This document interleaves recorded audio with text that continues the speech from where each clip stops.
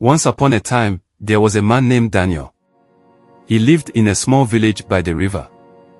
Daniel was a kind and hardworking man. He had a family and a peaceful life.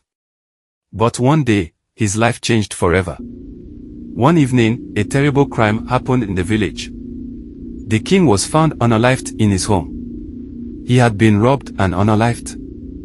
The villagers were afraid, and they wanted justice.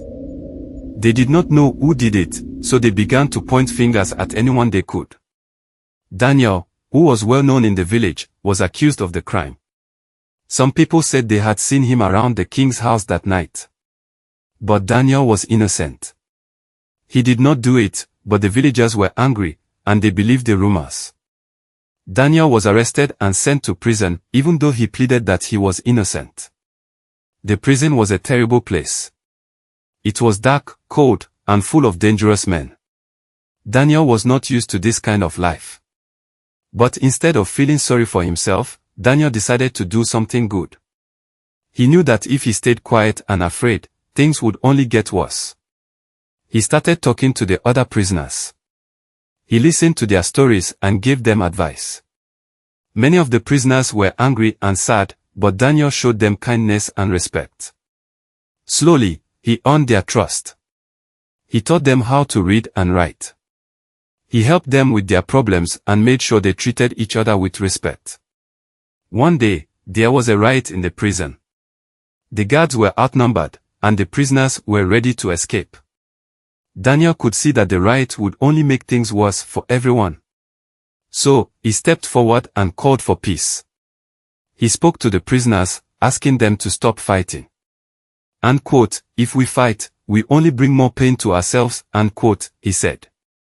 Unquote, "Let's find a better way," unquote.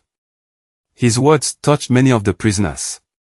They stopped fighting, and the riot was over before it even began. The guards were surprised. They never expected a prisoner to stop the chaos. Daniel had saved the prison. Word of Daniel's actions spread quickly. The warden, who had once thought Daniel was just another criminal, saw him in a new light. He realized that Daniel was different. He wasn't a bad man. He was a leader. As the years passed, the truth about the crime came to light. New evidence was found, and it was clear that Daniel had not been the murderer. The real man who unalived the king was caught, and Daniel was released from prison. The villagers who had once turned their backs on him now apologized. But the story didn't end there. The leaders of the village saw how Daniel had changed the prison. They saw how he had helped the people inside, and they realized that he was the kind of leader they needed. The people of the village, including the ones who had accused him, asked Daniel to become their king. Daniel was surprised.